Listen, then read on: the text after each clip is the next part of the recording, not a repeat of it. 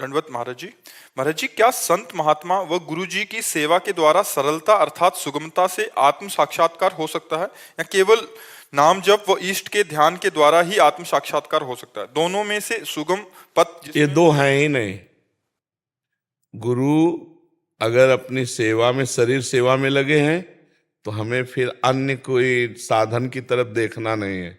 अगर गुरु की आज्ञा है कि आप नाम जप करो, आप वाणी पाठ करो, आप समाज सेवा में रहो, तो हम गुरु की ही सेवा में हर समय चाहे जहाँ रहें अपने गुरु की सेवा में हैं, क्योंकि हम गुरुवाणी के अनुसार चल रहे हैं। गुरुवाणी का आदेश है नाम जप करो, साधु सेवा करो, सब समाज में रमा हुआ कण कण में जो राम है उसी को देखो।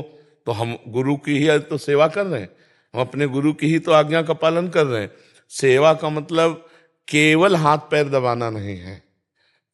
सेवा का मतलब है गुरु के वचन। अगर वो कह रहे हैं कि हमारे हाथ पैर दबाओ, तो फिर हमें और कोई भजन की जरूरत नहीं, उस समय हम उनकी आज्ञा पे तत्पर हैं। अगर वो कह रहे हैं जाओ दूर गेट पे खड़े हो जाओ, वहां तो हम खड़े हैं, तो हम गुरु की सेवा में खड़े हैं। जाओ पादुका सबकी साफ करो, तो हम बिल्कुल गुरु की पादुका साफ कर रहे हैं, गुरु सेवा में है। ऐसा जो भाव रखता है वो गुरु सेवक कहलाता है। पूरा विश्व हमारे गुरु का है, और जहां हमें सेवा दे दी, जैसे हम अपने परिवार की सेवा करते, तो हम गुरु की सेवा कर रहे हैं, उनकी आज्ञा के अनुसार चले। कुछ लोगों ने ऐसा केवल समझा कि उनके कपड़े धो देना, उनके पैर दबा देना, उनको रोटी खिला देना यही सेवा है। हम कह रहे हैं ये सेवा का एक अंग है। अगर आप गुरु की आज्ञा ना मानो और गुरु के पैर दबाओ, तो इससे गुरु प्रसन्न नहीं होंगे। वो जो कह रहे हैं वो बात मानो, बस उनकी आज्ञा। हम तो इतना समझा है कि आज्ञा अपने साहब की पालन करें, इससे बड़ी कोई सेवा नहीं। अगर साहब दूर देश में हमको रखते हैं तो भी हमारे पास ही साहब हैं, और अगर साहब के नजदीक है उनकी आज्ञा को उल्लंघन करते तो बहुत दूर हो, साहब को नहीं पहचान पाओगे, अपने प्रभु को नहीं पहचान पाओगे। समझ पाए बच्चा? सरलता पूर्वक भगवत प्राप्ति होती है आज्ञा समन सुसाहिब सेवा। अब जो ही कहें करें हम सोई, आयस लिए चले निज दासी, मन क्रम वचन त्रिशुद्ध सकल मत हम श्री हित हरिवंश उपासी। हमारी वाणी जी में कि जो हमारे गुरुदेव आज्ञा करते हैं बस उसी के अनुसार हम चलते हैं, हम उनकी दास है।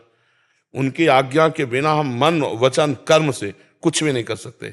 हम मन से वही सोचेंगे जो गुरु आज्ञा है, वाणी से वही बोलेंगे जो गुरु आज्ञा है, शरीर से वही करेंगे जो गुरु आज्ञा है। हो गया, वो परमेश्वर को प्राप्त हो जाएगा, परमात्मा को प्राप्त हो जाएगा। गुरु चरण रज क्या है? उनकी दासता। उनकी दासता क्या है? उनके वचन जो उन्होंने आज्ञा करी, ये बात समझना होगा। जैसे अपने यहाँ गुरुजनों ने कहा ग्रंथ साहब को ही गुरु माना जाए, तो ऐसे ही जितने हमारे गुरुदेव हैं उनकी वाणी ही हमारा मार्गदर्शन है, वही हमारी गुरु सेवा है।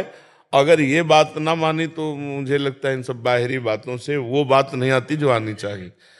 गुरु वही है जो सब में परमात्मा को देखता है, सब में परमात्मा को देखता है। देखो ना, मारने वालों में भी वो अपने प्रभु को देख रहे हैं।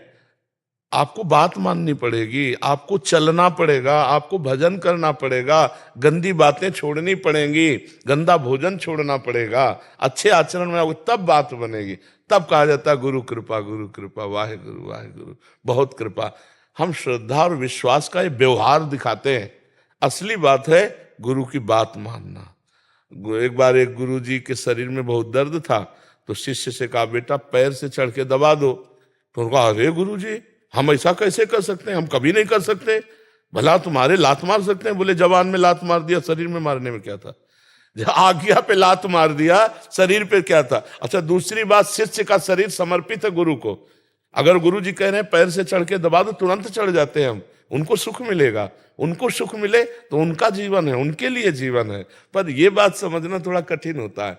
तो हमें लगता है कि गुरु आज्ञा का पालन करे, यही गुरु सेवा, इससे बढ़कर और कोई सेवा नहीं है। जरूरत है गुरु को, आज्ञा कर देते हैं कि हमारे चरण दबाओ तो दबा देते हैं, नहीं तो जो हुक्म है उसके अनुसार हम चलते हैं। हमारा जीवन गुरु आज्ञा पे है तो हम गुरु सेवा में हैं। समझ पाए बच्चा?